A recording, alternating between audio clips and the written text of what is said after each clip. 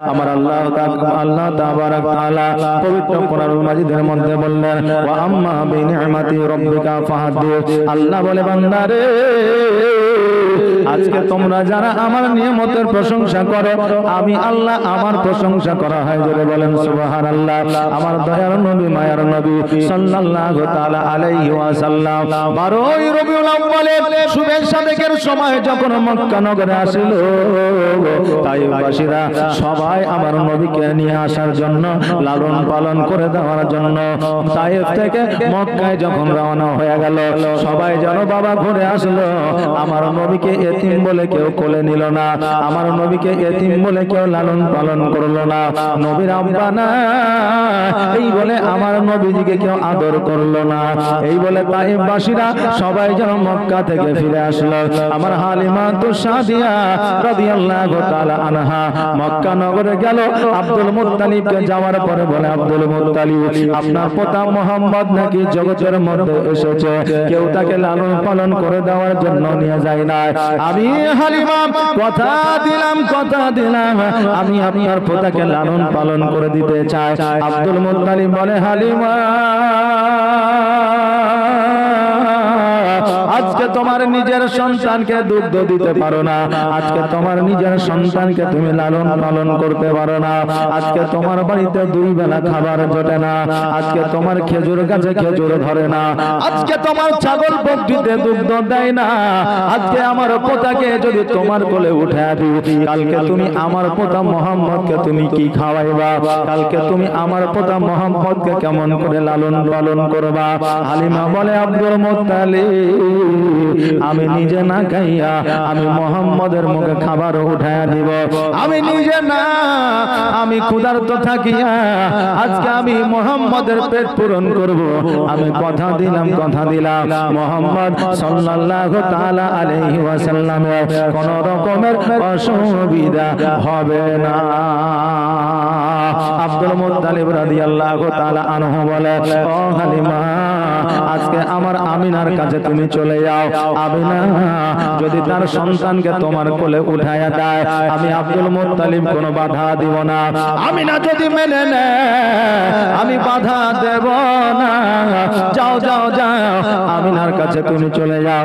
আমার হালিমা মা আমিনার কাছে এসে যেমনই দাঁড়িয়েছে, অমনি যেন আমার নবীজি শিশুকালে মা হালিমার দিকে যেন টুকটুক করে তাকায়া আছে। আমিনা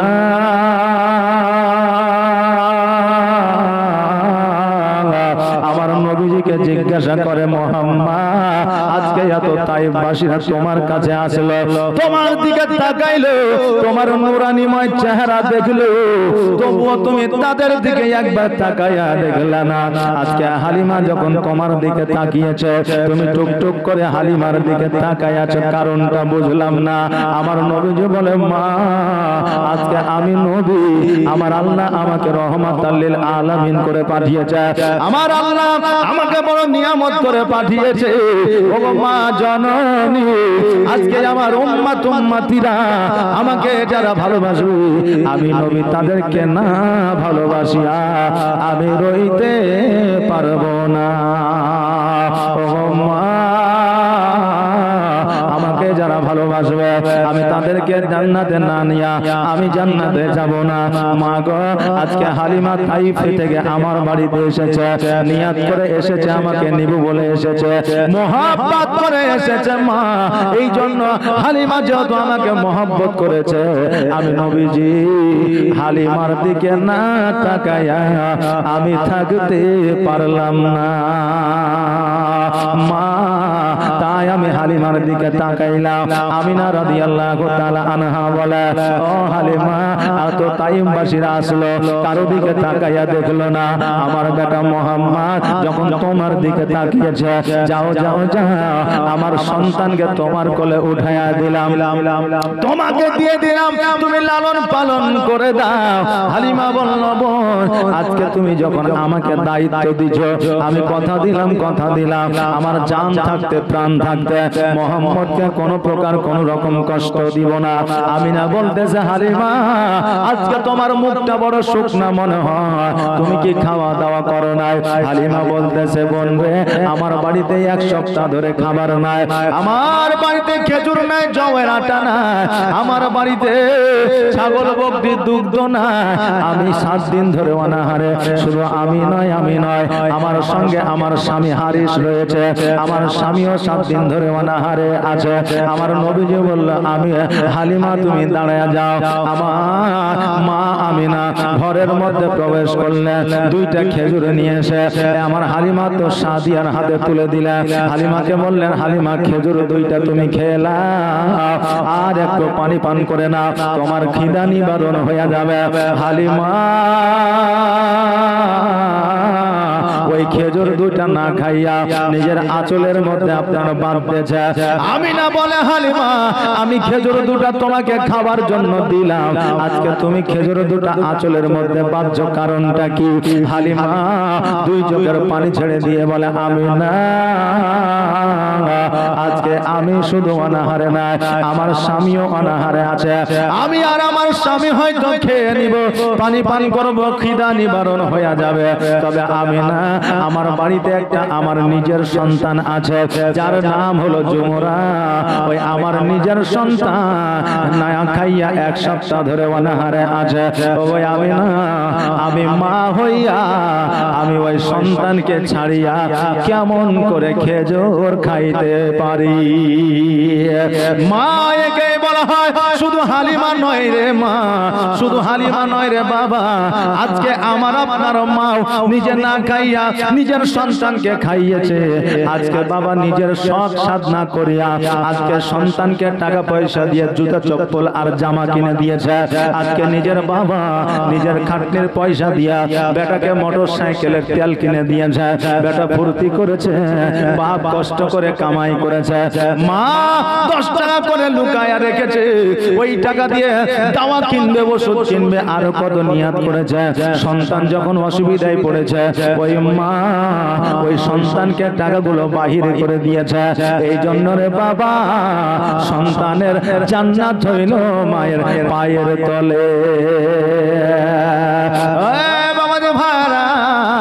ওই মা বাবা সন্তানের জন্য কত কষ্ট করেছে, আজকে জগতের মধ্যে তাকায়া দেখলে মনে হয় জগতের মধ্যে শয়তান অতটা আমাদের দুশমন নয় যতটা দুশমন পিতা ও মাতা। এখন জগতে ঘুরে বেড়িয়ে দেখা যায় না সন্তানের সঙ্গে বাপের মিল নাই, মায়ের সঙ্গে বউয়ের মিল নাই, এখান থেকে দেখা যায় যে সবচাইতে বড় দুশমন হচ্ছে ছেলেদের মা বাবা। এটা মনে হয় না? যদি না হতো 100-র মধ্যে 95টা পরিবারে বাপের সঙ্গে মায়ের সঙ্গে ছেলের মেল নাই। তা আমরা মনে করি বাপ মা আমাদের দুশমন, কিন্তু যুবক বলে যায় আজকে যদি তোমার বাপ মা তোমার দুশমন হতো 10 মাস 10 দিন গর্ভে রাখতো না, আজকে যদি তোমার বাপ মা তোমার দুশমন হইতো, তুমি জ্বর হইলে চালা হইলে অসুখ হইলে বহরমপুর মেডিকেলে নিয়ে যাইতো না, তোমার জন্য পরিশ্রম করে সারা দিন রোদ্রের তাপে জমিতে কাজ করতো না, আজকে খালি পায়ে রোদ্রের তাপে রোডের মধ্যে হাঁটতো না, আজকে যদি তোমার দুশমন হতো জমি জায়গার ভাগ তোমাকে দিত না, সমস্ত জমি জায়গা বিক্রয় করে নিজে আত্মসাৎ করতো। যুবকরে আজকে তোমাকে ভালোবাসে বলে, আজকে তোমাকে মহব্বত করে বলে, আজকে তুমি এই জায়গায় আছো, তোমার বিয়ে দিয়েছে, শাদী দিয়েছে, তোমাকে জায়গা দিয়েছে, জমি দিয়েছে, বাড়ি দিয়েছে, গাড়ি দিয়েছে, অতএব তোমার বাপ মা দুশমন নয়, তোমার বাপ মা তোমার জান্নাতে যাওয়ার রাস্তা। জোরে বলেন সুবহানাল্লাহ।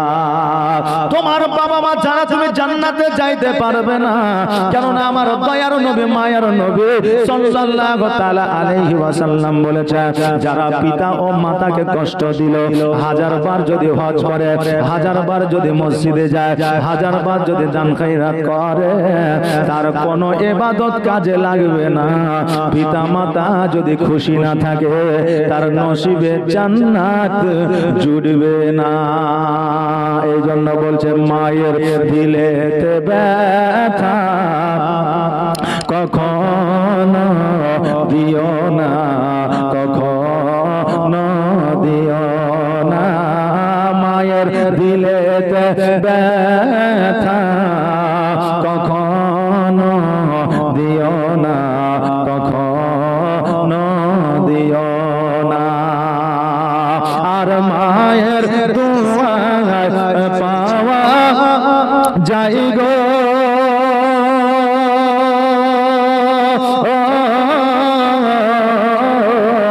আর মায়ের দুয়ার পাওয়া যাই গো, জান্নাতের ঠিকানা। মায়ের দিলেতে ব্যথা কখনো দিও না, কখনো দিও না। মায়ের দিলেতে ব্যথা কখনো দিও না, কখনো দিও না। দেখো দুঃখে দুঃখিনী রবে, আর ছেলের খুশির তরে মা মরতে রাজি হবে। জোরে বলেন সুবহানাল্লাহ। দেখো দুঃখে দুঃখিনী রবে, আর ছেলের খুশির তরে মা মরতে রাজি হবে। আর জীবন দিলে শোধ হবে না,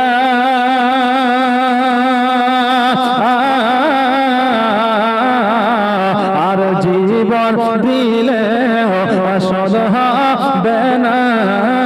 মায়ের দুধের দেনা, মায়ের দিলেতে ব্যথা কখনো দিও না, কখনো দিও না। আর মায়ের দোয়া পাওয়া যাই গো, জান্নাতের ঠিকানা। মায়ের দিলেতে ব্যথা কখনো দিও না, কখনো দিও না। মাকে কষ্ট দিয়ে কেউ কোনোদিন সুখী হয়নি, কিয়ামত পর্যন্ত সুখী হতে পারবে না। এই জন্য আমি একটা পরামর্শ দিয়ে যাই রে বাবা, জীবনে বেঁচে থাকা পর্যন্ত মা বাবাকে কষ্ট দিও না।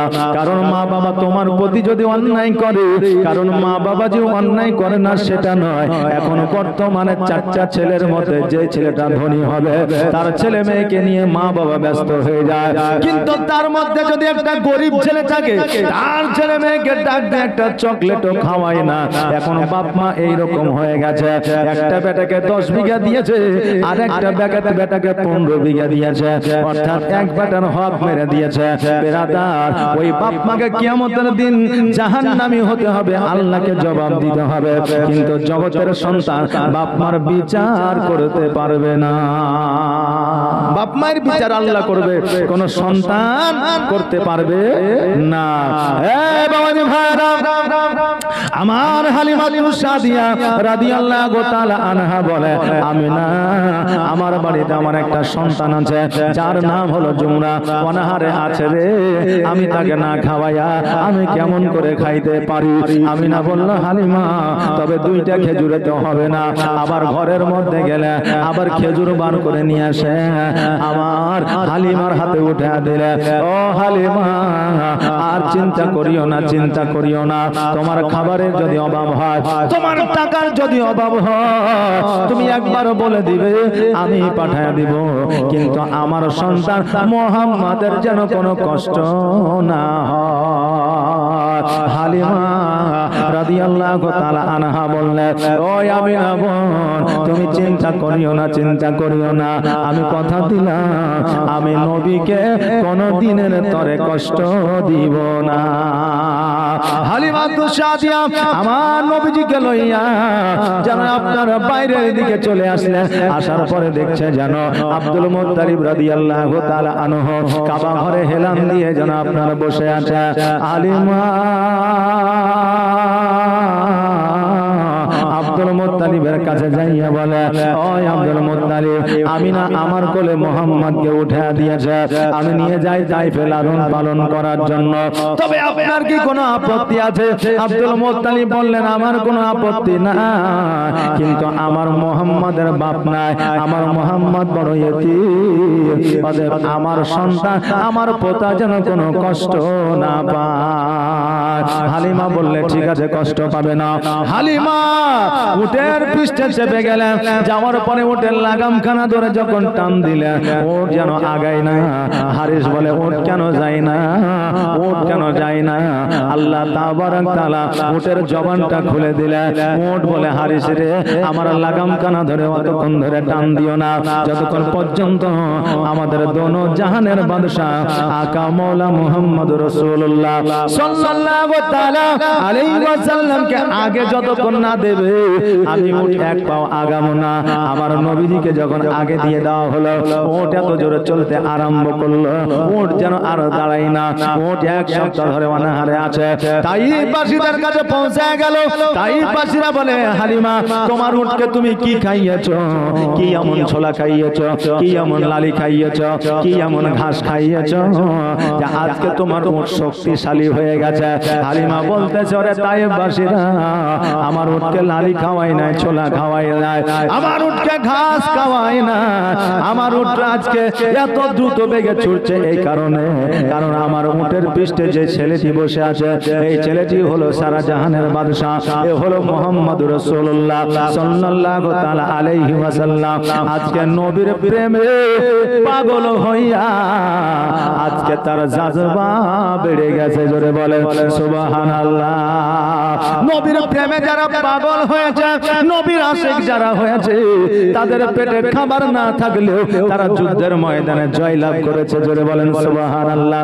খাবার নাই, অনাহারে রয়েছে, তবুও আমার আল্লাহ তাবারক তাআলার তরফ থেকে যেন রহমত বর্ষিত হয়েছে।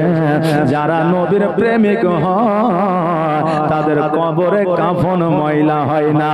যারা নবীর প্রেমিক হয় তাদের দেহ কোনো পোকা মাকড় শিয়াল বাঘে খায় না।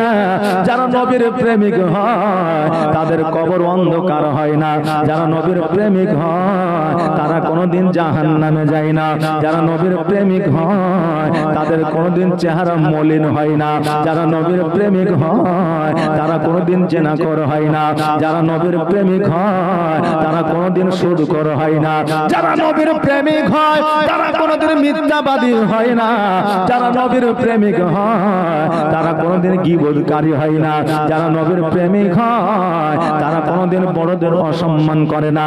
যারা নবীর প্রেমিক হয় তারা ছোটদের আপনার স্নেহ না করে, মায়া মমতা না দেখায়া, ওই ছোটদের ভালোবাসা না দিয়া থাকতে পারে না। এটা হলো আমার নবীর আশিক। জোরে বলেন সুবহানাল্লাহ। এই জন্য বলছে নবীর প্রেমে আর নবীর প্রেমিক যারা দিশেহারা মরণের ভয় করে না, প্রেম তো মরে না। জোরে বলেন সুবহানাল্লাহ। আর প্রেম করেছেন ইব্রাহিম নবী, নমরুদের আগুনে ফেলি আগুন হইল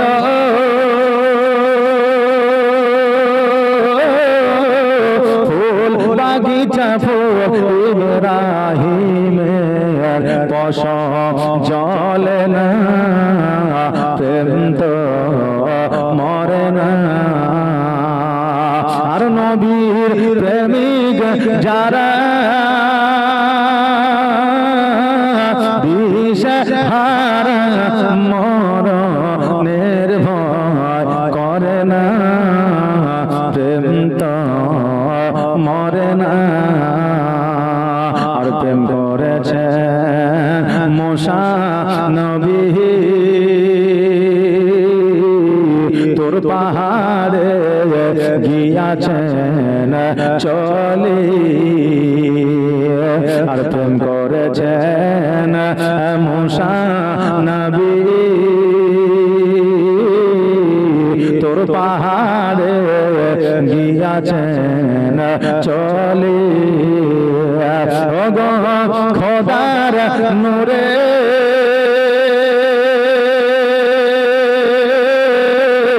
পাহাড় জলে মূসা নবী জলে না প্রেম তো মরে না আর নবীর প্রেমিক যারা দিশেহারা মরণের হয় করে না প্রেম তো মরে না নবীর প্রেমিক যারা হবে তাদের চারা নুরানিময় হবে এই জন্য নবীর প্রেমিক হইলে জাজবা তাকাত অটোমেটিক বেড়ে যায় আমার আল্লাহ বাড়ায় দেয় জোরে বলেন সুবহানাল্লাহ ও বাবা যে ভাইরা আমার হালিমা তো সাদিয়া রাদিয়াল্লাহু তাআলা আনহা আমার নবীকে লইয়া যখন নিজের ঘরের মধ্যে নিজের বাড়ির মধ্যে যখন প্রবেশ করবে দেখছে যেন হালিমার যাই খেজুর গাছে খেজুর ধরতো না ওই খেজুর গাছে খেজুর ধরে পেকে পেকে যেন জমিনের মধ্যে পড়তেছে জোরে বলেন সুবহানাল্লাহ বাড়িতে প্রবেশ করে দেখছে যেই ছাগল বকরিগুলো দুগ্ধ দিত না ওই ছাগল বকরিগুলো যেন দুগ্ধ দিতেছে হালিমা সঙ্গে সঙ্গে আলহামদুলিল্লাহ পড়লেন আলহামদুলিল্লাহ পড়ার পরে আল্লাহকে বলতেছে আল্লাহ গো আজকে আমি স্বপ্নের মাধ্যমে দেখেছিলাম মুহাম্মদকে নিয়ে এসে যদি আমি বাড়িতে লালন পালন করে দিতে পারি আমার এই পৃথিবীতেও ভাগ্যের দুয়ার খুলে যাবে পরের পৃথিবীতেও ভাগ্যের দুয়ার খুলে যাবে আমার স্বপ্ন আজকে বাস্তবায়িত হয়েছে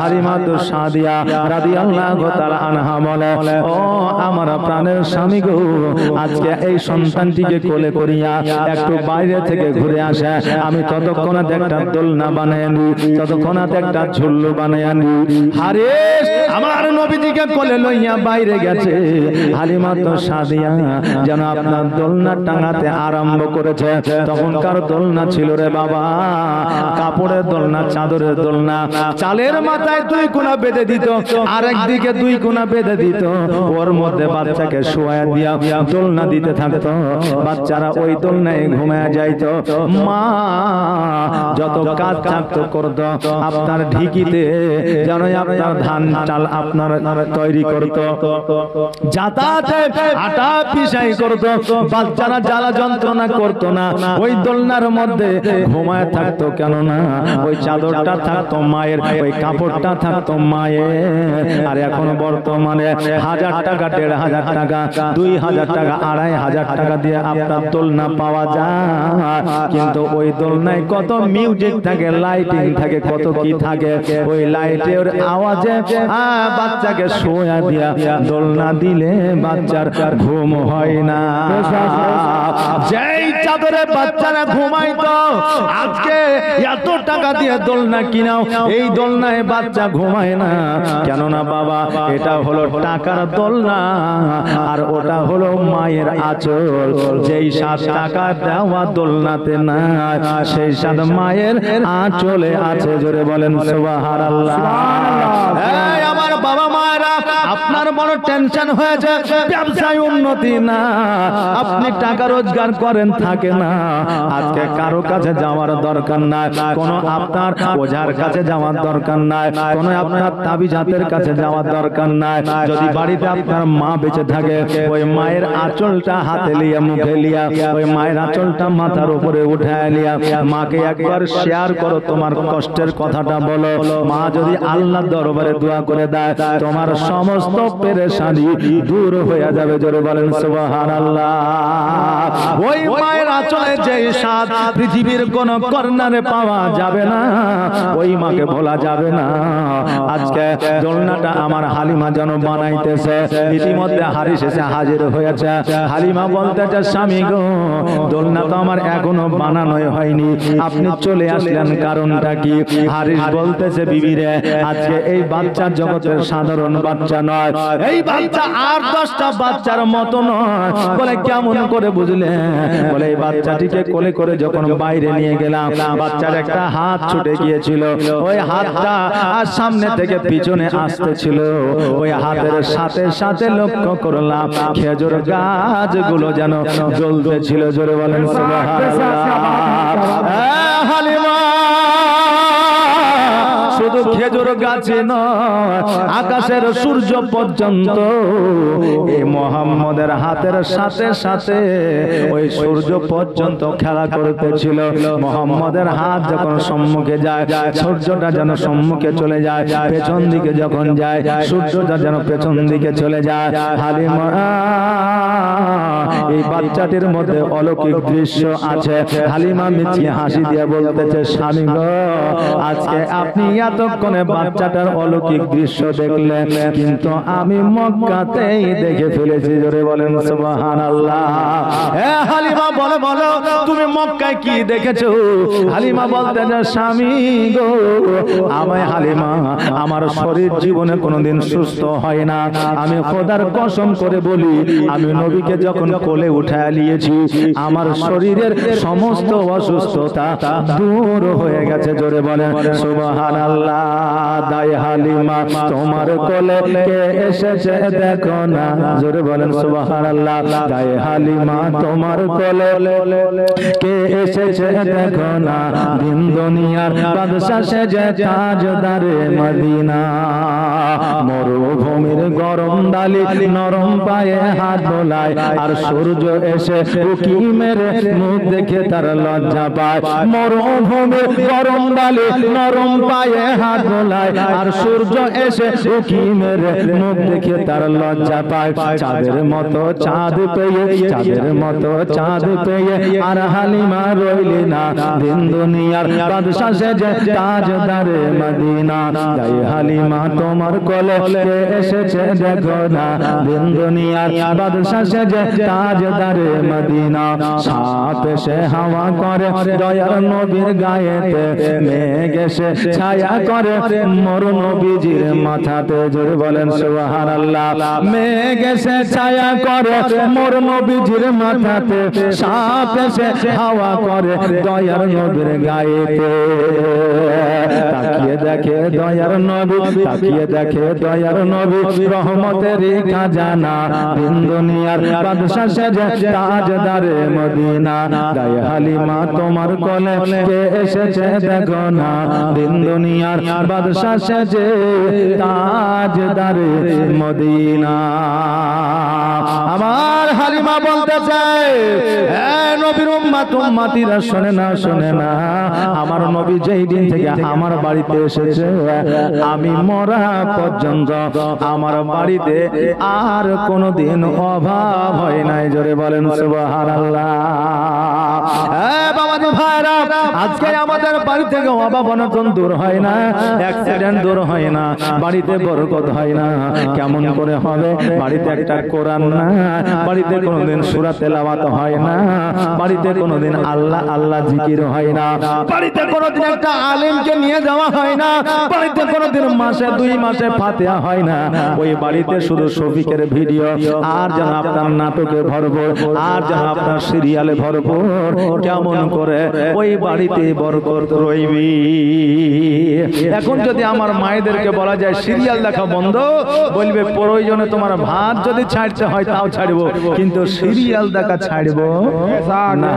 সুবহানাল্লাহ, মাশাআল্লাহ। এখন আমাদের মায়েরা লক্ষ্মী ভান্ডারের টাকা পায় তো চালাক হয়ে গেছে, কথা বুঝলেন না? কারণ টাকা যার বুদ্ধিও তার। আমার মা বোনেরা এখন রান্না করতে গেলেও মোবাইলে ফোন পেতে চেক করে যে লক্ষ্মী ভান্ডারের টাকাটা ঢুকেছে কিনা। জি, আমার মা বোনেরা দেখছে যে টাকা ঢুকেছে কিনা, আর এইদিকে ভাত রান্না করছে, ভাত খেয়েছে পুড়িয়া। এবার স্বামী মাঠের থেকে এসে খেতে বসেছে, তো বিবিকে বলছে, হারে রহিমের মা, আজকে ভাত গিলা পুরা পুরা গন্ধ করছে কিনা। তো বিবি চালাকি করে বলছে যে, হ্যাঁ গো, তুমি কি আর শিক্ষিত হইতে পারবে না? তুমি মূর্খ, মূর্খই থেকে গেলে। তো বলছে, মূর্খ মানে? বলে জীবনে কোনোদিন তান্দুরি রুটি খেয়েছ? তো বলছে, কত খাইলাম বাজারে। তো বলছে, তান্দুরি রুটি খেয়েছো, কিন্তু তান্দুরি রাইস কি খেয়েছ? তো বলছে, না তা খাইনি। তো এতদিন তান্দুরি রুটি খেয়েছো, আজকে তান্দুরি ভাত খেয়ে নাও। এখন স্বামী দেখছে তাই তো বিবি কষ্ট করে বানিয়েছে তো খাইতেই হবে, এখন স্বামী আরামসে তান্দুরি ভাত খেয়ে নিল, কিন্তু আসলে বাবা ওটা তো তান্দুরি ভাত নয়, ওটা পুরা ভাত, এখন বিবিতে বানিয়ে দিয়েছে তান্দুরি ভাত। হ্যাঁ বাবাজি ভাইরা, জগতের মধ্যে এইরকম বিবি চালাক আছে গো, কিন্তু বিবিরা চালাকি করে বেশি দিন চলতে পারে না। আজকে স্বামীর সঙ্গে যারা চালাকি করে চলবে, কিয়ামতের দিন আল্লাহ তাবারক তাআলাকে তারা জবাব দিতে পারবে না। হ্যাঁ বাবা, মায়েদের জিহাদে যাওয়া হারাম, মায়েদের যুদ্ধে যাওয়া হারাম, মহিলাদের আপনার যুদ্ধে যাওয়া হারাম, কিন্তু আমার নবী পাক সাল্লাল্লাহু তাআলা আলাইহি ওয়াসাল্লাম বলেছে মায়েরা যুদ্ধের ময়দানে না গিয়েও যুদ্ধের সমতুল্য নেকি পাবে। বলে কেমন করে? কারণ হইল যারা অসুস্থ স্বামীকে আর অসুস্থ স্ত্রীকে উভয়কে যখন দেখাশোনা করবে, উভয়ের যখন খিদমত করবে, একটা দিন প্রত্যেকটা দিন আমার আল্লাহ তাদেরকে উহুদের যুদ্ধের সমতুল্য নেকি দান করবে। জোরে বলেন সুবহানাল্লাহ।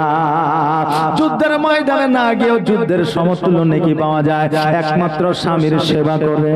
আজকে আমার মা বোনেরা বলবে আজকে তোমরাও সমান, তোমাদেরও সমান অধিকার, তোমাদের যতটা অধিকার আমাদেরও ততটাই অধিকার। আমি যদি তোমার 2 দিন মাথা টিপে দিই, আমারও একদিন টিপে দিতে হবে ঠেলা, কারণ লক্ষ্মী ভান্ডার পেয়েছে। হ্যাঁ বাবা, আমি মা বোনেদের বদনাম করি না, কিন্তু বর্তমানে এমন যুগ চলে এসেছে মোবাইলে দেখে দেখে, মোবাইলে পড়ে পড়ে আইন সম্বন্ধে তারা বুঝে গিয়েছে, আইন শৃঙ্খলা সম্পর্কে তারা বুঝে গেছে, মোবাইলের আপনার শর্ট ভিডিও দেখে তারা বুঝে গেছে না না শুধু পুরুষেরই না, আমাদেরও গুরুত্ব আছে। বলছে কি না, আমাদেরও গুরুত্ব আছে। মারে আজকে তুমি পৃথিবীতে দেখো তোমার গুরুত্ব আছে, কিন্তু আখিরাতে গুরুত্ব তোমার তখনই আছে যখন তুমি স্বামীর তাবেদারি করবে। জোরে বলেন সুবহানাল্লাহ। নচেত তোমার আখিরাতে তোমার কোনো গুরুত্ব না। অতএব মা বোনেদের আমি রিকোয়েস্ট করে বলে যাব, স্বামীকে কোনোদিন ব্যথা বেদনা দুঃখ দিবে না। আর স্বামীদের বলবো বিবিদের গোলাম মনে করিয়েন না। অনেক স্বামী আছে বলে খাওয়াচ্ছি আমি, পড়াচ্ছি আমি, কাপড় দিচ্ছি আমি, যাবতীয় সব কিছু আমি দিচ্ছি, আমি যেটা বলবো সেটাই শুনবি। বলে কি বলে না, আমি যেটা বলবো সেটা আমি, তুই আমার গোলাম, তোকে আমি নিয়ে এসেছি তোকে বাড়িতে কাজ করার জন্য, এটা বিলকুল বলা যাবে না। এটা আমার নবীজি নারাজ হয়ে যায়। জোরে বলেন নাউজুবিল্লাহ। কারণ মায়েরা গোলাম নয়, মায়েরা চাকর নয়, মায়েরা দাসী নয়, মায়েরা হলো পুরুষদের অর্থাৎ স্বামীদের মহব্বতের জিনিস। জোরে বলেন সুবহানাল্লাহ। এটা হলো আল্লাহর তরফ থেকে একটা সবচেয়ে বড় ধরনের নিয়ামত। জোরে বলেন সুবহানাল্লাহ। এই বাবাজি ভাইরা, আমার মা হালিমা সাদিয়া রাদিয়াল্লাহু তাআলা আনহা তিনি বলেছেন, হে নবীর উম্মত উম্মতিরা, আমার নবী যেই দিন থেকে আমার বাড়িতে এসেছে সেই দিন থেকে আমার বাড়িতে কোনোদিন অভাব অনটন আর হয় না। নবী আমার হালিমার বাড়িতে 5 বছর 7 মাস পর্যন্ত ছিল। ওই আমার নবীজি 5 বছর 7 মাস বয়সে আজ উমরার সঙ্গে ছাগল বকরি চড়াতে গিয়েছিল। 2 জন ফেরেশতা আসিয়া আমার নবীজিকে পাহাড়ের উপরে নিয়ে গিয়েছিল। পাহাড়ের উপরে নিয়ে যাওয়ার পরে আপনার গলা থেকে নাভি পর্যন্ত কেটে দেওয়া হয়েছিল। উমরা মনে করলো আমার ভাই হয়তো আর বেঁচে নাই, হালিমার কাছে ছুটে গেল। মা 2 জন বান্দা আসিয়া আমার দুধ ভাই মুহাম্মদকে পাহাড়ের উপরে নিয়ে গেল, আর নিয়ে যাওয়ার পরে যেন কেটে দিল। মা গো, আমার ভাই হয়তো আর বেঁচে নাই। হালিমা যেমন শোনা ছুটতে ছুটতে পাহাড়ের মধ্যে হাজির, যাইয়া দেখছে আমার নবীজি একটা পাথরের উপরে বসে আছে আর মুখটাকে নিচু করে আছে। হালিমা আমার নবীজিকে যাইয়া বলছে, মুহাম্মদ আমি যেটা শুনলাম সেটা কি সত্যি? আমার নবীজি বললে হ্যাঁ, কারণ আমার নবী জীবনে কোনোদিন মিথ্যা বলে না। এটা শুধুমাত্র মুসলমানরাই নয়, পৃথিবীতে যত ধর্ম আছে সবাই জানে যে মুহাম্মদ রাসূলুল্লাহ সাল্লাল্লাহু তাআলা আলাইহি ওয়াসাল্লাম জীবনে একটা পর্যন্ত মিথ্যা বলে না। ওই নবীজি বললে মা আমার গলা থেকে নাভি পর্যন্ত কেটে দিয়েছিল। হালিমা বলতেছে বাবা জুব্বাটা একবার খোলো দেখি। জুব্বাটা যখন খুলে দেখলো ওই জায়গাটা কাটা তো দূরের কথা, দাগ পর্যন্ত ছিল না। জোরে বলুন সুবহানাল্লাহ। একটা দাগ পর্যন্ত ছিল না। হালিমা বলল এ মুহাম্মদ চলো চলো আজকে তোমার বাপের বাড়িতে তোমাকে রেখে আসি, তোমার মায়ের কাছে তোমাকে রেখে আসি, কারণ তোমার কোনো যদি বিপদ হয়ে যায় আমি হালিমা আমি আব্দুল মুত্তালিবকে জবাব দিতে পারবো না, আমি হালিমা আমি আমিনাকে জবাব দিতে পারবো না। মায়ের কাছে যাওয়ার কথা শুনলে কোন সন্তানটা খুশি হয় না, কোন সন্তানটা আপনার হাসে না। আজকে যারা বিদেশে গিয়ে কাজকর্ম করে, কেউ আরবে আছে, কেউ কুয়েতে আছে, কেউ আপনার চেন্নাই আছে, কেউ মুম্বাই আছে। আরে বাবা আজকে আপনার কুয়েত আর আরব আর আপনার চেন্নাই বোম্বাই থেকে কত কষ্ট করে কাজ কর্ম করে টাকা পয়সা নিয়ে আসে। আর আজকে আমরা ওই ছেলেদের ওই যুবকদের দেখে মনে করি টাকাটা হয়তো খুব সহজেই নিয়ে এসেছে, যারা তারা ফুর্তি করছে। মনে করি কি করি না যে টাকাটা খুব সহজেই মনে নিয়ে আসছে। হ্যাঁ বাবাজি ভাইরা ওটা আমাকে বলতে হবে না, আপনারাও জানেন, কারণ আপনারাও কাজকর্ম করেছে। আমার নবীজি বলেছেন বিদেশ হলো একটা ছোটখাটো জাহান্নাম, কারণ বিদেশে পরিচিত কেউ নাই, বিদেশে কেউ কারো প্রতি দয়া মায়া করে না, বিদেশে দেখার মতো কেউ নাই। আপনার যদি জ্বর হয়ে যায় বাড়িতে থাকলে কমসে কম এক গ্লাস কেউ পানি দিবে, কিন্তু বিদেশে পানি দেওয়ার মতো কেউ নাই। বাবারে বিদেশে যারা থাকে তাদের যে কত কষ্ট, কত যন্ত্রণা, কত ব্যথা বেদনা একমাত্র যারা বিদেশ থাকে তারাই জানে, দ্বিতীয় কেউ জানে না। আজকে তারা কষ্ট করে খেয়ে না খেয়ে 5 তলা 7 তলা বিল্ডিং এর উপরে বাইরে ভাড়াতে তারা কাজকর্ম করে, তারা নিজেও জানে পড়ে গেলে আর বাঁচবো না, তবুও জানকে বাজি রেখে সন্তানের জন্য বিবির জন্য আজকে কত কষ্ট করে কাজকর্ম করছে। আজকে ওই কাজকর্ম কারণে বলা তার ওই যুবকের বিবি হয়তো গ্রামে পরকীয়াতে আপনার ব্যস্ত আছে। এই আমার মা বোনেরা তোমার স্বামী আজকে কষ্ট করে 7 তলা বিল্ডিং এর উপরে কাজ করে, ওই 7 তলা বিল্ডিং এ তার নিজের শখের জন্য কাজ করে না, তোমার শখের জন্য কাজ করে। আর আজকে তুমি পরকীয়ায় ব্যতিব্যস্ত হয়ে আছো। আরে মা জীবনে কোনোদিন জান্নাত পাইবা না তো পাইবা না, তোমাকে জাহান্নামের মধ্যে এত যন্ত্রণা দেওয়া হবে, তুমি চিন্তা করবে জগতের মধ্যে কেন পরকীয়ায় লিপ্ত হইলাম। এই আমার বাবাজি ভাইরা ওই যারা বিদেশে থাকে তাদের যে কত কষ্ট এটা তারাই একমাত্র জানে। আজকে বিদেশে থাকিয়া গ্রামে যদি মা বাবা মারা যায় তারা মা বাবাকে 2-3 মুঠো আপনার মাটিও দিতে পায় না। আজকে ওই বিদেশিদের কোনোদিন কষ্ট দিবেন না, কথাবার্তা খারাপ বলবেন না, কারণ তারা নিজের জন্য খাটে না, সন্তানদের জন্য খাটে, বিবির জন্য খাটে। অতএব বিবির কাজ কর্ম হইল ওই স্বামীকে সম্মান করা। বাবাজি ভাইরা আজকে যতই আমরা মনে করি সহজ ভাবে তারা টাকা নিয়ে আসে, অত সহজে টাকা আসে না। ওই সন্তানটা দেখবেন 1 বছর 2 বছর কাজ করে যে কষ্টটা পায়, কাজ করলে কষ্ট হয় কি হয় না? হয় না? কাজ করে যতটা কষ্ট পায় যেই দিন তার টিকিট হয়ে যাবে বাড়ি যাওয়া, ব্যাগ নিয়ে যেই দিন বের হবে তার মনে একটা শান্তি আসবে, বাড়ি যাব, বাপকে দেখতে পাবো, মাকে দেখতে পাবো, সন্তানকে দেখতে পাবো, বিবিকে দেখতে পাবো, পাড়া প্রতিবেশীকে দেখতে পাবো, বন্ধুকে দেখতে পাবো, বোনকে দেখতে পাবো, ভাগনা ভাতিজাকে দেখতে পাবো। যখন এই কথাটা তার মনে চলে আসবে ওই 2 বছরের খাটনি তার এলানি সব কিছু দূর হয়ে যাবে। জোরে বলেন সুবহানাল্লাহ। মা বাবার কথা শুনলে প্রত্যেকটা সন্তানের কলিজা জুড়াইয়া যায়। আমার নবীজি বলতেছে মা গো কবে তুমি আমার মায়ের কাছে নিয়ে যাবা? বলে এখন নিয়ে যাবো। বলে চলো। আমার নবীজিকে গোসল বানায়া দিলে, সুরমা পরায়া দিলে, সুরমা পরায়া দেওয়ার পরে আপনার জামা পরিধান করায়া দিলে, দেওয়ার পরে আমার নবীজি আঙ্গুল খানা ধরিয়া মরুভূমি দিয়ে যেন হাঁটতে আরম্ভ করলেন। তখন বাবা টোটো ছিল না, আর আপনার গাড়ি ছিল না, যানবাহন যানবাহন ছিল না, তখন বাবা হেঁটে ও পথ অতিক্রম করতে হতো।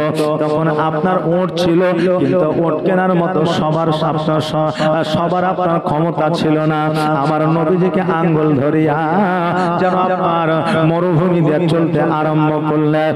মধ্য রাস্তা যখন চলে গেছে, বাবলা গাছের নিচে আমার হালিমা বলতেছে, বেটা মোহাম্মদ আসো আমরা এই জায়গায় একটু আরাম করে নিই।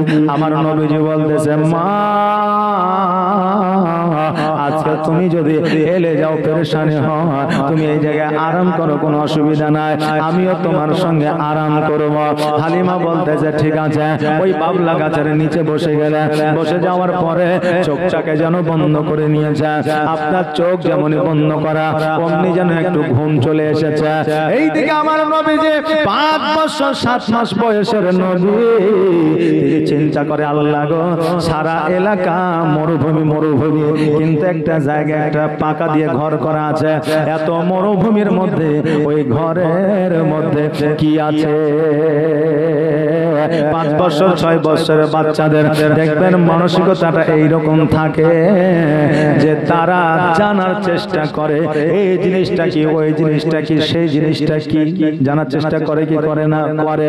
কিন্তু এখনকার বাচ্চারা ওই বাপ মাকে বিরক্ত করে না, 1 নম্বর বিরক্ত করে মোবাইল দেখার জন্য। বাপ মাকে জিজ্ঞাসা করে এটা কি গাছ না লকড়ি, এটা জিজ্ঞাসা করে এটা ট্রেন না বাস, কারণ বাপ মাকে আপনার বিরক্ত করে মোবাইলের জন্য। আর এই মোবাইল নেওয়ার পরে ওই বাচ্চা তো আর ধরেন ওই আউযু বিল্লাহ বিসমিল্লাহ শিখবে না। মোবাইল নেওয়ার পরে ওই বাচ্চা তো ধরেন গজাল শিখবে না। মোবাইল নেওয়ার পরে ওই বাচ্চা টেঙ্গে টেঙ্গে শিখে, বুঝলেন না? আর এ বাপরে, কিছুদিন তো টেঙ্গে টেঙ্গে চলছিল। আর এখন আমার ওই দেখেন বাড়িতে 3 বছরের একটা মেয়ে আছে। আমার 2টা ছেলে মেয়ে, একটা ছেলে, ছেলেটা বড়, আর একটা মেয়ে, মেয়েটা ছোট। মেয়েটা আপনার 3 বছর বয়স হলো। তা আমার মেয়েটা, হ্যাঁ, আমি জালসা থেকে ঢুকছি বাড়ি সকালবেলা, আর ও উঠে গেছে ফজরের সময়, দেখছি ওর হাতে মোবাইল। আমি যে কি করছো আম্মু, তো ও আবার ঘুরিয়ে বলছে মুরব্বি মুরব্বি। 3 বছরের বাচ্চা, ও আবার বলছে মুরব্বি মুরব্বি। কেন একটা মৌলবি বলেনি মুরব্বি মুরব্বি এরকম করেছে না? করেনি? করেছে, মনে হচ্ছে নতুন, তাই বলছে। তো এটাই এখন ট্রেন্ডিং, মানে ভাইরাল হয়ে গেছে, বুঝলেন না? এখন বাচ্চারাও মুরব্বি মুরব্বি করছে। কিছুদিন তো টেঙ্গে টেঙ্গে করছিল, এখন আবার মুরব্বি মুরব্বি করছে। হ্যাঁ, তো আপনার এই ভালো কিছু ভাইরাল হয়েছে না, কারণ ভালো মানসিকতার এখন যুবকরাও নাই, আর ভালো মানসিকতার এখন বৃদ্ধরাও নাই, কারণ একে অপরের মধ্যে মহব্বত নাই। কথা বুঝলেন না? এই জন্য ভালো কিছু ভাইরাল হয় না। একটা সময় ভাইরাল হলো বাদাম বাদাম, তারপরে ভাইরাল হলো টেঙ্গে টেঙ্গে, এখন হচ্ছে মুরব্বি মুরব্বি। কথা বুঝলেন? হ্যাঁ, তো এগুলাই ভাইরাল হচ্ছে। হ্যাঁ বাবাজি ভাইরা, যতক্ষণ পর্যন্ত একে অপরের প্রতি মহব্বত না থাকবে, ততক্ষণ পর্যন্ত ভালো কিছু শিখবে না। যতক্ষণ পর্যন্ত ছোটরা বড়দের সম্মান করবে না, যতক্ষণ পর্যন্ত বড়রা ছোটদের স্নেহ করবে না, ততক্ষণ পর্যন্ত একে অপরকে মহব্বত করতে পারে না। এখনকার যুবকেরা তো বুঝলেন, রাস্তার ধারে বসে এসে আর মোবাইল বাহির করে ফ্রি ফায়ার খেলছে, আর মুখে বিড়ি। যে মুখে বিড়ি, এখন স্কুলের মাস্টার, দেশের মোড়ল যখন রাস্তা দিয়ে চলে যাচ্ছে, তো এক যুবক বলছে, হ্যাঁ রে মাস্টার যাচ্ছে, মোবাইলটা বন্ধ কর। তো বলছে মোবাইল বন্ধ করবে কেন, মাস্টার যাচ্ছে, আপন যাচ্ছে। তো বলে কমসে কম বিড়িটা তো ঠেলা। তো বলছে বিড়ি কি মাস্টার বাপের টাকায় খেয়েছে নাকি, বিড়ি ফেলে দিব। যে এখনকার যুবকদের অবস্থা, ওর বাপ গেলেও ভয় নাই। এখন বাপকে লজ্জাতে মুখটা ঘুরিয়ে নিতে হয়েছে, আর মনে মনে বলতে হয়েছে বেটা দেখেও দেখিনি। কথা বুঝলেন না? যে দেখেও দেখিনি, এখন বাপকে লজ্জা করতে হয়েছে। যুবকদের আর লজ্জা করতে হয়েছে না, কারণ এখন ইন্টারনেটের জামানায় তারা এত ব্যতিব্যস্ত হয়ে গেছে যে বাপকেই সম্মান করতে তারা ভুলে গেছে। জোরে বলেন নাউজুবিল্লাহি মিন জালিক। বাবাজি ভাইরা, আমার মায়েরা, আমার দয়ার নবী মায়ার নবী সাল্লাল্লাহু তাআলা আলাইহি ওয়াসাল্লাম তিনি চিন্তা করে আল্লাহ গো আজকে এই মরুভূমির মধ্যে একটা মাত্র ঘর আছে, এই ঘরের মধ্যে কি আছে আমি দেখতে চাই, এই ঘরটা কিসের ঘর এটা আমি দেখতে চাই, বুঝতে চাই। আমার নবীজি গুটি গুটি পায়ে যেন এগোতে আরম্ভ করলেন। এগোতে এগোতে যাওয়ার পরে ওই ঘরের কাছে যখন পৌঁছায় গেল, ঘরের কাছে যখন পৌঁছায় যাওয়া ওই দেখছে দরওয়াজা লাগা, দরওয়াজা যেন লক করা আছে, দরওয়াজা যেন বন্ধ করা আছে। আমার নবীজি যেমনই আপনার ওই দরওয়াজায় হাতটা লাগিয়েছে অমনি যেন দরওয়াজা অটোমেটিক খুলে গেছে। জোরে বলেন সুবহানাল্লাহ। দরওয়াজা যখন অটোমেটিক খুলে গেছে দেখছে যেন ওই ঘরের মধ্যে মূর্তি পূজা আছে, আর ওই মূর্তি পূজা গেল যেন অটোমেটিক আমার নবীর পদতলে পড়েছে। জোরে বলেন সুবহানাল্লাহ। সঙ্গে সঙ্গে ওই আপনার ঘরের পুরোহিত আসিয়া আমার নবীজিকে পাকড়াও করলো, আমার নবীজিকে ধরিয়া বলল, এ বাচ্চা আজকে তুমি মূর্তিগুলো কেন ভেঙে দিয়েছো? নবী আমার বলে, এ পুরোহিত শোনো, আজকে এত বড় মূর্তি আমি বাচ্চা ছেলে, ছোট্ট ছেলে, আমি কেমন করে ভাঙতে পারি? আমি ভাঙি নাই, মূর্তিগুলো অটোমেটিক পড়ে ভেঙে গেছে, মূর্তিগুলো অটোমেটিক পড়ে গেছে। পুরোহিত বলল, না না না, আজকে তোমাকে ছাড়া যাবে না, আজকে যদি তোমাকে ছেড়ে দিই আমি এলাকাবাসী, গ্রামবাসী, শহরবাসীকে জবাব দিতে পারবো না। কে ভেঙেছে, কি করে হলো, এটা তারা জিজ্ঞাসা করবে। অতএব তুমি ভেঙেছো এই কথা আমি বলে দিব, আজকে তোমাকে আমি বন্দি করে রাখবো। আমার নবীজিকে একটা ঘরে বন্দি করে রাখলেন। এইদিকে হালিমা তো সাদিয়া রাদিয়াল্লাহু তাআলা আনহা ঘুম থেকে যেন জাগ্রত হয়েছে। ডান দিকে তাকায় নবী নাই, বাম দিকে তাকায় নবী না, পেছন দিকে তাকায় আমার নবীজি না, সম্মুখে তাকায় আমার নবীজি না। হালিমা চিন্তায় চিন্তিত হয়ে গেলেন, আল্লাহ গো মুহাম্মদ কোথায় গেল? গুটি গুটি পায়ে ওই ঘরের মধ্যে গিয়ে হাজির হইল। পুরোহিতকে ডাক দিয়া বলে, বাবা আজকে আমার একটা 6 বছরের বাচ্চা, তাকে দেখতে পাওয়া যায় না, মরুভূমির দিকে তাকে আর দেখতে পাই না, সে কি কোথায় গেছে তুমি কি বলে দিতে পারবা? ওই পুরোহিত বলল, একটা 6 বছরের বাচ্চা মূর্তি পূজা ভেঙেছে, এই জন্য তাকে আমরা বন্দি করে রেখেছি। দেখো এই বাচ্চাটি কিনা। এবার হালিমা যখন ওই বাচ্চাটিকে দেখলো, আমার হালিমা বুকের মধ্যে জড়ায়া ধরলো আর বলল, ও পুরোহিত শোনো রে, এই বাচ্চাটার অন্য কেউ নয়, এই বাচ্চাটাকে আমি খুঁজছি। জোরে বলেন সুবহানাল্লাহ। হালিমা বলতেছে, বাচ্চাটাকে ছেড়ে দাও। পুরোহিত বলল, না না, এই বাচ্চাটিকে ছাড়তে পারবো না, কারণ এই বাচ্চাটিকে ছেড়ে দিলে আমি গ্রামবাসী, এলাকাবাসী, শহরবাসীকে জবাব দিতে পারবো না, তারা আমাকে পাকড়ে ধরবে, তারা আমাকে ছাড়বে না, অতএব এই বাচ্চাটাকে আমি ছাড়তে পারবো না। আমার হালিমা যেন করজোড়ে কাকুতি মিনতি করতে লাগলো, বলতে লাগলো, শোনো রে, এই বাচ্চাটা আমার নিজের নয়, মক্কা থেকে নিয়ে এসে লালন পালন করে দিয়েছি, এর যদি কিছু হয়ে যায় আমি আব্দুল মুত্তালিবকে জবাব দিতে পারবো না। ওই পুরোহিত বলে, এই বাচ্চার আব্দুল মুত্তালিব যে নাম বললা, এই নামটা কার? বলে এই বাচ্চাটির দাদার নাম। তখন পুরোহিত বলছে, তাইলে এর বাবার নাম কি? আব্দুল্লাহ। বলে হ্যাঁ।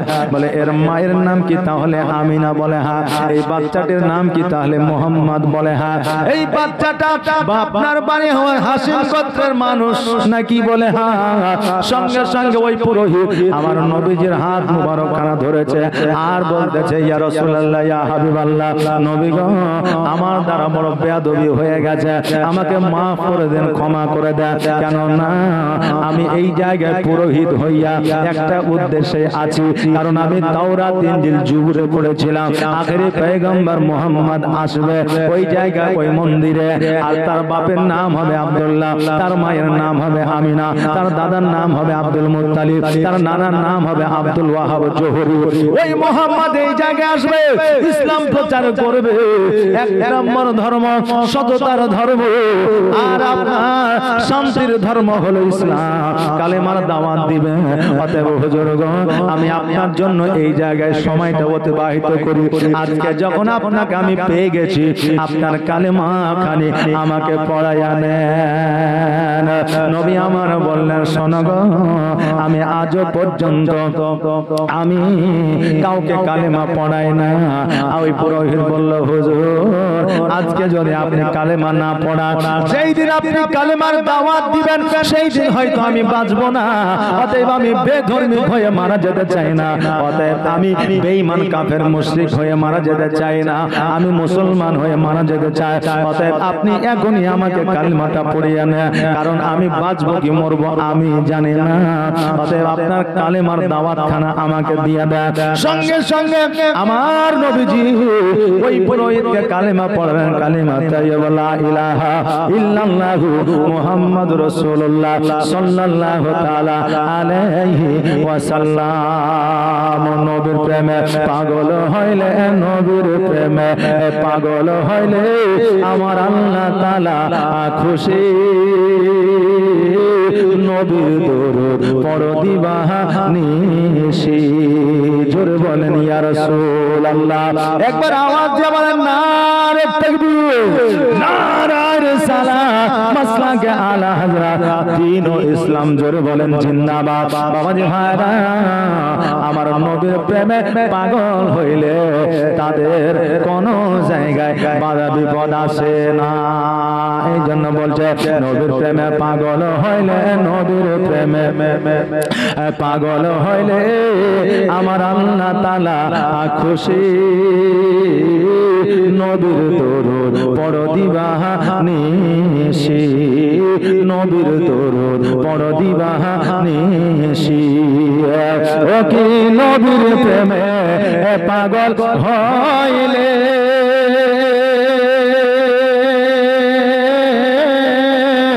আমার আল্লাহ তাআলার দিদার মিলে গো। ও কি নবীর প্রেমে পাগল হইলে ও কি আল্লাহ তাআলার দিদার মিলে গো। থাকো যদি যদ বাহালে, থাকো যদি যদ বাহালে হইয়া প্রেম উদাসী। নবীর দরুদ পড়ো দিবানিশি, নবীর দরুদ পড়ো দিবানিশি। নবীর প্রেমে পাগল হইলে, নবীর প্রেমে পাগল হইলে আমার আল্লাহ তাআলা খুশি। নবীর দরুদ পড়ো দিবানিশি, নবীর দরুদ পড়ো দিবানিশি। বাবাজি ভাইরা, সঙ্গে সঙ্গে ওই পুরোহিত যেন আপনার কালিমা তাইয়্যিবা লা ইলাহা ইল্লাল্লাহু মুহাম্মাদুর রাসূলুল্লাহ সাল্লাল্লাহু তাআলা আলাইহি ওয়াসাল্লাম যেন বাবা কালিমা খানি পড়ে নিলে। আজকে অনেকের প্রশ্ন জাগতে পারে, অনেকেই বলতে পারে, হুজুর গো আজকে ইসলামের মধ্যে কি আছে যে হিন্দু, জৈন, খ্রিস্টান, ইহুদি, নাসারা মুসলমান হয়ে যাচ্ছে? বাবারে, আমরা অত শিক্ষায় শিক্ষিত, আপনার অত শিক্ষায় শিক্ষিত আমরা হতে পারিনি, তবে আমরা মনে করি ইসলাম ধর্মের মধ্যে নিশ্চয়ই কিছু আছে, নইলে বড় বড় জ্ঞানী গুণী বিজ্ঞানরা ইসলাম গ্রহণ করত না। বাবা, আমাদের নাম অনেকেরই জানা আছে। আমেরিকার বুকে একজন পপুলার লোক, যার জ্ঞানের অভাব ছিল না, যার নাম ছিল মাইকেল জ্যাকসন। চেনা আছে? নাম শোনা আছে না? Michael Jackson. ওই মাইকেল জ্যাকসন ভালো শিক্ষিত মানুষ ছিল, সে এমন গান গাইতো মানুষ পাগল হয়ে যাইত। আজকে ওই মাইকেল জ্যাকসন ইসলাম গ্রহণ করেছিল। ইসলামের মধ্যে নিশ্চয়ই কিছু আছে, নইলে জ্ঞানী গুণীরা বিজ্ঞানীরা ইসলাম গ্রহণ করতো না।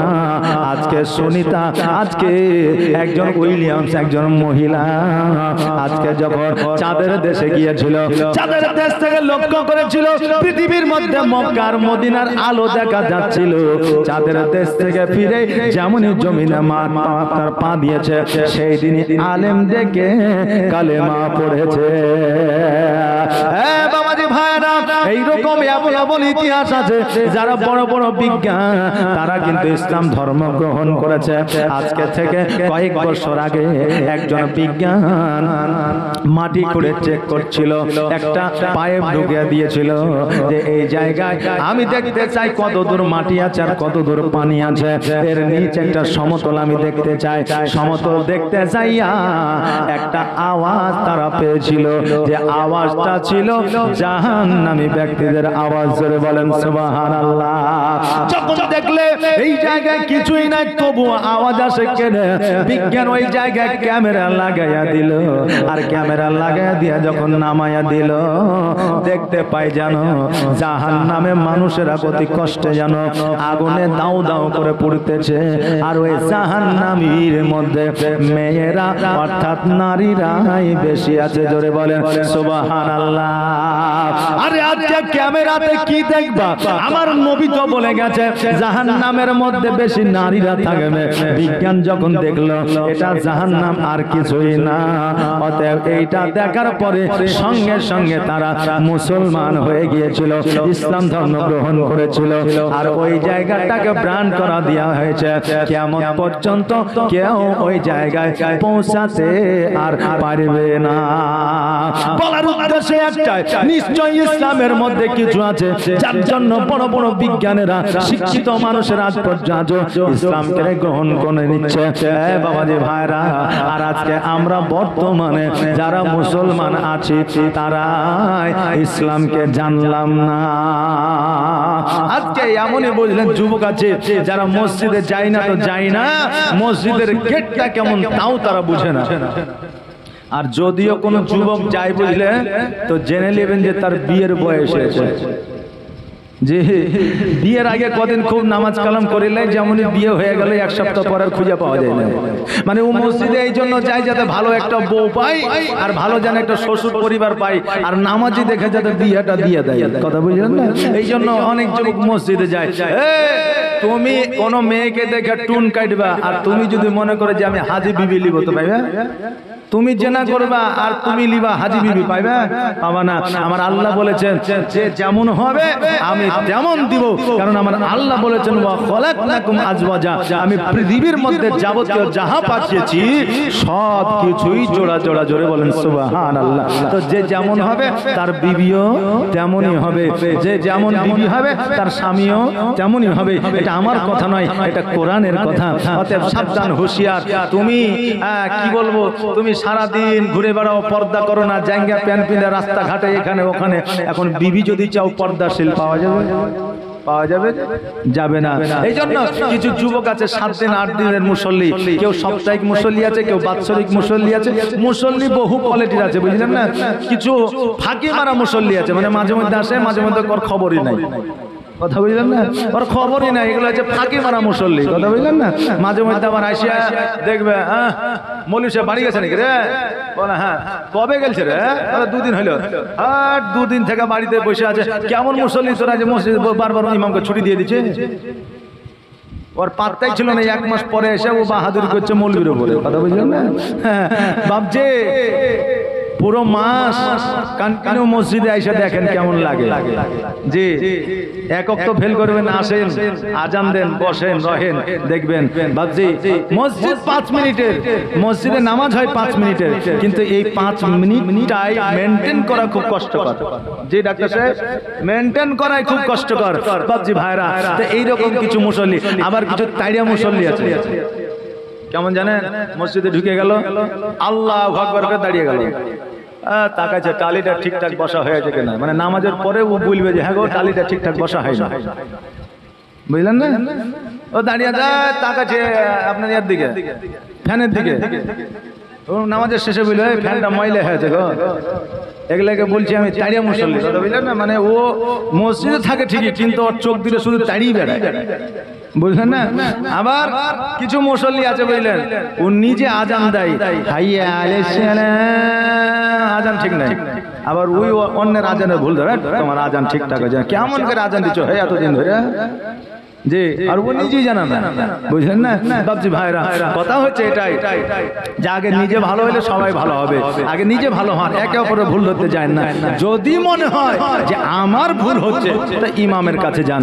একটা কথা বলবো আপনাদের, বলবো যে কথাটা হলো, যখন মসজিদে যাবে নামাজ পড়তে, তখন আমাদের অনেকের মনে একটা প্রশ্ন জাগে, আমি যে নামাজটা পড়লাম নামাজটি হলো কিনা, আমি যে রোজাটা রাখলাম রোজাটা আমার হলো কিনা, আমি যে দানটা করলাম এই দানটা আমার কাজে লাগলো কিনা, এরকম প্রশ্ন আসে না? এই প্রশ্ন যদি আপনার মনে সন্দেহমূলক থেকে যায়, আপনার রোজাও হবে না, নামাজও হবে না, দানও হবে না। আপনি কাকে জিজ্ঞাসা করবেন? আলেমকে। আলেমকে জিজ্ঞাসা করলে ও তো আপনার মনের খবর বলতে পারবে না, পারবে? মুফতিকে, মুফতি তো আপনার মনের খবর বলতে পারবে না। মাস্টারকে, ডাক্তারকে বলতে পারবে না। আপনি রাত্রিবেলায় বিছানায় শুয়ে যান, শুয়ে যাওয়ার পরে মধ্যরাত্রিতে তাহাজ্জুদের নামাজ পড়ার আগে আপনি অন্তরকে জিজ্ঞাসা করেন যে আমি সারা দিন যা করলাম ঠিক করলাম না ভুল করলাম। মন যদি উত্তর দেয় ঠিক করেছো, তো আল্লাহ ওটাকে কবুল করবে, সবই ঠিক। আর মন যদি বলে দেয় যে ঠিক করো নাই, তো আল্লাহর দরবারেও ঠিক নয়। কারণ খারাপ করেছেন না ভালো করেছেন এটা আপনার মনই উত্তর দিয়ে দিবে। কোন মাস্টার, ডাক্তার, উকিল, হাকিমকে জানার দরকার নাই, আছে নাই বাবজি ভাইরা? তাই নামাজ বাচ্চাদের শেখান। যুবক হয়ে গেছে গো, নামাজ কয় ওয়াক্ত, কোন নামাজের কি নাম জানে না। মুসল্লিদের জামাই দেখতে গেছে, যাওয়ার পরে সবাই প্রশ্ন করে, চাচা বলো তো বাবা, জমিতে কোনোদিন গেছো? বলে গেছি। তো বলো তো 10 বিঘা জমিতে কতটা সাহার দিতে হবে? তো বলে দিয়েছে এতটা দিতে হবে। বলে বলো তো 1 বিঘা ধান কাটতে গেলে কটা মুনিশ লাগবে? বলে দিয়েছে। এখন ইমাম সাহেবকে তো অনেকে শখ করে লিয়ে যায়, বউ দেখতে যায় না জি। তো ইমাম সাহেবকে বলছে হুজুর আপনি কিছু জিজ্ঞাসা করেন। তো ইমাম সাহেব দেখছে যে আমি যদি বলি যে সূরা ফাতিহা পড়ো তো লজ্জায় হয়তো বলতে পারবে না। তো ইমাম সাহেব বলছেন নামাজি একটা ধরব, পারলে পারবে, না পারলে না পারবে। ইমাম সাহেব বলছে বাবা জীবনে মসজিদ টসজিদ যাও? বলছে হ্যাঁ যাই। ও দেখছে যদি বলি যে যাই না তাহলে বিয়ে তো হবে না, এই বিয়ে করার স্বার্থে বলতে হবে যে হ্যাঁ যাই। তো মৌলভী সাহেব বলছে কোন নামাজ বা ধরবো? তো ফজরের নামাজটাই ধরি, কারণ যেহেতু অল্প সময়ের মধ্যে 4 রাকাত নামাজ, তাই না? তো মৌলভী সাহেব বলছে আচ্ছা ফজরের নামাজ কয় রাকাত বাবা? তো বলছে হবে 50-60 রাকাত। বলছে হবে 50-60 রাকাত। ইমাম সাহেব ধর পাগলা, 50-60 রাকাত হয় তো তাহলেই 120 হবে, তাইলে 120। বলছে 120 লাই বাবা, 2 রাকাত হচ্ছে ফরজ আর 2 রাকাত হচ্ছে সুন্নাত। তো ওই যুবক আবার ঘুরিয়ে বলছে হ্যাঁ আমাকে আপনি পাগলা পেয়েছেন নাকি? আমাদের জমিতে যখন বেশি কাজ থাকে তখন আমরা ভোর রাতে উঠে যাই লাঙ্গল নিয়ে, যে ভোর রাতে যাই লাঙ্গল নিয়ে, কারণ বেশি কাজ আছে তাড়াতাড়ি সাইতে হবে। তা আমার বাপ মা ফজরে ওই মানে ভোর রাতে উঠে নামাজ পড়ার লেগে, তো 2 রাকাত নামাজ থাকলে কোনোদিন ভোর রাতে উঠবে, বেশি নামাজ থাকে বলে ভোর রাতে উঠে। কথা বুঝলাম না? তো এইরকম মুসল্লি আমাদের কিছু আছে। তো কমসে কম ছেলের ভালো বাড়িতে বিয়ে দেওয়ার জন্য না হলে নামাজটা ধরান। কথা বুঝলেন না? আগে প্র্যাকটিক্যাল ধরান, প্র্যাকটিক্যাল না হলে আপনি শিখবেন না। এখন অনেক মুসল্লিকে যদি নামাজটা ধরেন, নামাজ কি করে পড়বো, সূরা জানি না, সানা জানি না, কিভাবে লুঙ্গি পরতে হয় তাও জানি না, আগে শিখি তারপরে যাব। আগে শিখতে হবে না, আগে প্র্যাকটিক্যাল শিখেন। কেমন করে হাত বাঁধতে হয়, কেমন করে কানে উলা দিতে হয়, কিভাবে দাঁড়াইতে হয়, এগুলো আগে শিখেন। দেখবেন অটোমেটিক আপনার কোথায় কি পড়তে হবে এটা জেনে নেবেন। কথা বুঝলেন না? এটা অটোমেটিক জেনে নেবেন। হ্যাঁ বাবাজি ভাইরা, আমার দয়ার নবী মায়ার নবী সাল্লাল্লাহু তাআলা আলাইহি ওয়াসাল্লাম কালেমা পড়া দিয়া মা হালিমার সঙ্গে বাড়ির দিকে রওনা হয়ে গেলেন। এবার বাড়িতে যাইয়া আমিনাকে বললেন আমিনা আজকে তোমার সন্তানকে তোমার কাছে পৌঁছায় দিয়ে গেলাম। ওই আমিনা আজকে আমার বড় কোলটা খালি হয়ে গেল। আমিনা বললে হালিমা তুমি যদি নিয়ে যাও, যেতে চাও নিয়ে যাও, তাতে কোনো অসুবিধা নাই। হালিমা বলল না না না আর আমি নিয়ে যাব না, কারণ তোমার কাছে আজকে অনেক দিন ছাড়াই আছে, অতএব তোমার সন্তানকে তোমার কাছে রেখে দাও। আমিনা বলল হালিমা তোমার মন যখন চাইবে তুমি চলে আসিও, আমার বেটা মোহাম্মদকে তুমি নিয়ে যাও। লালন পালন করতে দিয়েছে, তাই মা আমিনা বলছে যখন খুশি নিয়ে যাও, কোনো অসুবিধা নাই, কারণ লালন পালন করলেও মায়া দয়া বসে না, বসে না বসে। আর আজকে আমরা একটা মেয়েকে 25 বছর বয়সে বিয়ে করছি, 2 মাস পরে স্বামী বলছে বাপের বাড়ি যাবে না, বুঝলেন না? বাপের বাড়ি যাবে না কেন? এমনি যাবি না বাপের বাড়ি, বুঝতে পারলেন না? সুবহানাল্লাহ। 25 বছর বাপ মা যে লালন পালন করে বড় করলো, জি, তো ওই মেয়েটার প্রতি দরদ কি তার বাপ মার নাই? মেয়েটার কি তার বাপ মার প্রতি দরদ নাই? অবশ্যই আছে। তাই আমি প্রতিটা স্বামীকে বলবো, তোমার শ্বশুর শাশুড়ির প্রতি রাগ থাকতে পারে, তোমার শ্বশুর পরিবারের প্রতি রাগ থাকতে পারে, কিন্তু মেয়ে যদি বাপের বাড়ি যেতে চায় তো তোমার বউকে যদি একাই না পাঠাও তো তুমি সঙ্গে করে নিয়ে গিয়েও, না হলে 1 ঘন্টা তোমার শ্বশুর শাশুড়িকে ভাই বোনকে একবার দেখায় নিয়ে এসো। এটা কিন্তু আমার নবীর সুন্নাত, জোরে বলেন সুবহানাল্লাহ। এটা হচ্ছে আমার আলীর সুন্নাত, জোরে বলেন সুবহানাল্লাহ। বাপজি ভাইরা, তাই এই রকম সামাজিক ছোটখাটো ভুলগুলো আপনারা করবেন না। এ বেরাদার, আমার মা আমিনা বললে যখন প্রয়োজন নিয়ে যাবা কোনো অসুবিধা নাই, হালিমা বললে দরকার হলে নিয়ে যাবো।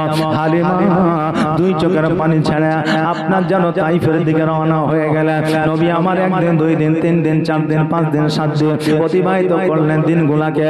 হঠাৎ করে একটা কথাই আমার নবীর মাথায় আসলো, চিন্তা করে, আল্লাহ গো, আমি যখন বাইরে বসে থাকি আমি দেখতে পাই সকল বাচ্চাদের আব্বা কোলে করে বাচ্চাদের নিয়ে যায়, কিন্তু আমার আব্বা তো কোনোদিন আসলো না।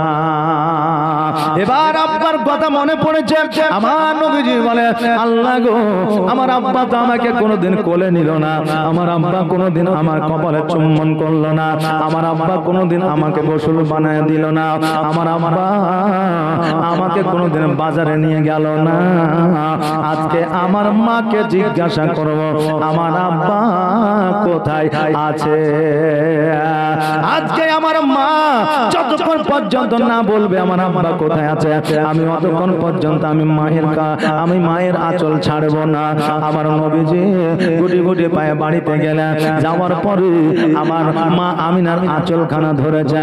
ধরার পরে মিষ্টি সুরে মধুর সুরে আমার নবীজি বলতেছে, মা, ও মা, জননী মা, আজকে তোমাকে একটা কথাই আমি বলতে চাই। আমিনা মিচকে হাসি দিয়ে বলছে, বেটা কি কথা বলো?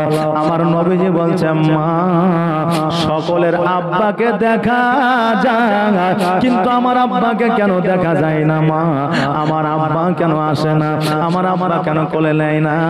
আমার আব্বা কোথায় আছে একবার তুমি বলো। সঙ্গে সঙ্গে আমার আমিনার 2 চোখ দেওয়া ঝরো নয়নে পানি ঝরে যায়। আমিনা বলতে যাও, আজকে আমার এই সন্তানের প্রশ্নের আগে আমার কেন মত হয়ে গেল না? কারণ আমার সন্তানকে যদি আমি বলি তোমার আব্বা আর জগতের মধ্যে বেঁচে নাই, আমার সন্তান কষ্ট পেয়ে যাবে, আমার সন্তানের 2 চোখ দিয়ে পানি ঝরে যাবে, আমি না সহ্য করতে পারবো না। কারণ আমার সন্তানকে আমি বড় ভালোবাসি, আমার সন্তানের ব্যথা যন্ত্রণা আমি ভুলতে পারবো না, আমার সন্তানের ব্যথা বেদনা আমি সহ্য করতে পারবো না। আল্লাহ গো, আমি কেমন করে আমার সন্তানকে বলবো তোমার আব্বা আর জগতে বেঁচে না? আমি যে আমার সন্তানকে তার আব্বার কথা বলতে পারি না। আমার নবীজি বলে, মা, আব্বার কথা জিগাইতে তোমার চোখে কেন পানি আসলো? বড় বড় মা, আমার আব্বা কোথায় আছে? ও মা, আজকে যতক্ষণ পর্যন্ত আমার আব্বা কোথায় আছে যতক্ষণ পর্যন্ত না বলবা, আমি নবীজি আমি তোমার আঁচল ছাড়ব না। আর শিশু নবী কেন্দে কেন্দে মায়ের কাছে কয়, বলো বলো আম্মা জান আমার আব্বা জান কোথায়? বলো বলো আম্মা জান আমার আব্বা জান কোথায়? আর সন্ধ্যা বেলায় খেলার শেষে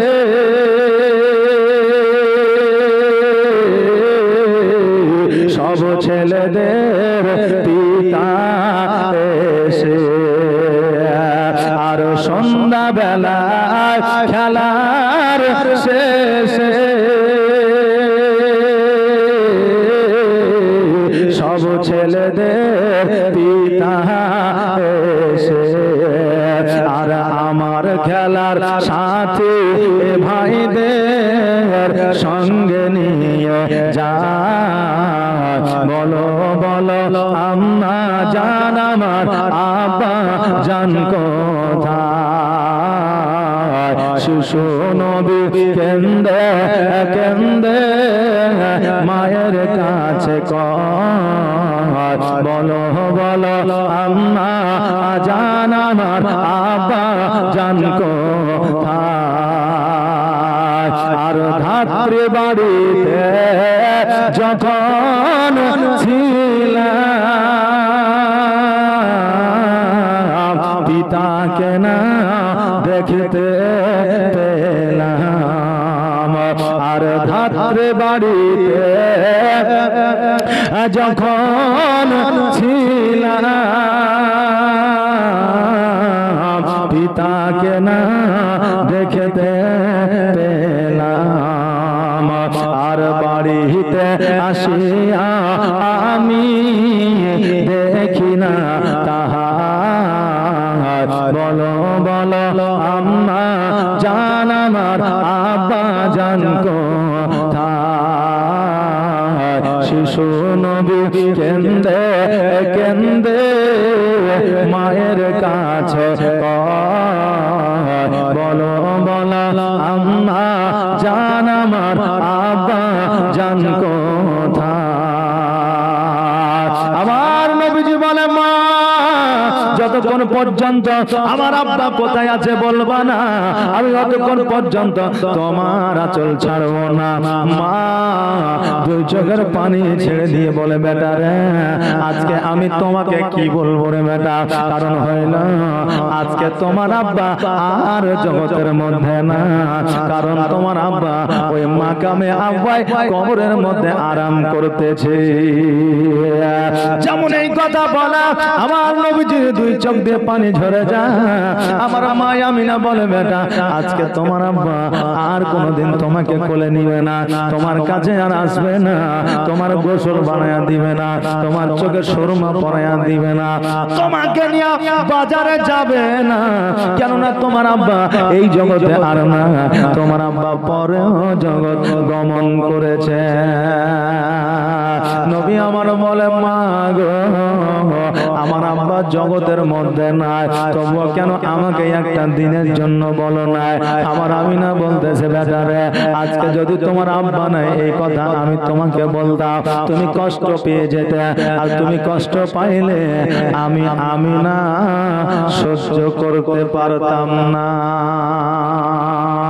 রে বাবা পৃথিবীর মধ্যে যারা ইতিম হয়ে যায় পৃথিবীর মধ্যে যাদের বাবা থাকে না মা থাকে না তাদের জগৎটা যে কত কষ্টকর এটা একমাত্র ইতিম ছাড়া কেউ জানে না নবী আমার বলছে মা যখন আমার আব্বা মাকামে আব্বা আরাম করতেছে চলো চলো একবার আমার আব্বা জানের কবরটা দর্শন করে আসি একবার আমার আব্বা জানের কবরটা জিয়ারত করে আসি আমিনা বলতেছে বেটা যেই দিন থেকে তোমার আব্বা ইন্তেকাল করেছে সেই দিন থেকে আমার অভিভাবক তোমার দাদা আমার শ্বশুর আব্বা আব্দুল মুত্তালিব যতক্ষণ পর্যন্ত আমার শ্বশুর আমাকে আদেশ না দিবে যতক্ষণ পর্যন্ত অর্ডার না করবে ততক্ষণ পর্যন্ত আমি বাড়ি থেকে পা পর্যন্ত বাইরে দিতে পারবো না এই আমার বাবাজি ভাইরা এরা ছিল বাড়ির বৌমা আর এখনকার বৌমা স্বামী আছে বিদেশে এইদিকে বৌমা কাপড় পরে বাড়ি থেকে বাইরে হইয়া বাপের বাড়িতে যাইয়া ফোন করে স্বামীকে বলে আমি বাপের বাড়িতে এসেছি তুমি ফোন করে তোমার বাপ মাকে বলে দিও বলে কি বলে না তোমার বাপ মাকে বলে দিও মা রে আজকে তুমি বলো আমার শ্বশুর শাশুড়ি আমাকে ভালোবাসে না এই মা তোমাকে বলে যায় এই জন্য তোমার মনে হয় ভালোবাসে না কারণ তোমার বাপ মায়ের জায়গায় তোমার শ্বশুর শাশুড়িকে রাখতে পারো না। এই আমার বাবাজি ভাইরা আপনার আপনারা যে বলেন আমার বৌমা আমাকে দেখতে পারে না, কারণ আপনারও একটা ভুল আছে, কারণ আপনার মেয়ের জায়গাটা আপনার বৌমাকে দিতে পারেন না। শ্বশুর শাশুড়ি বৌমাকে যদি মেয়ের মতো ভালোবাসে, দেখবেন ওই বৌমা শ্বশুর শাশুড়িকে অবহেলা করবে না।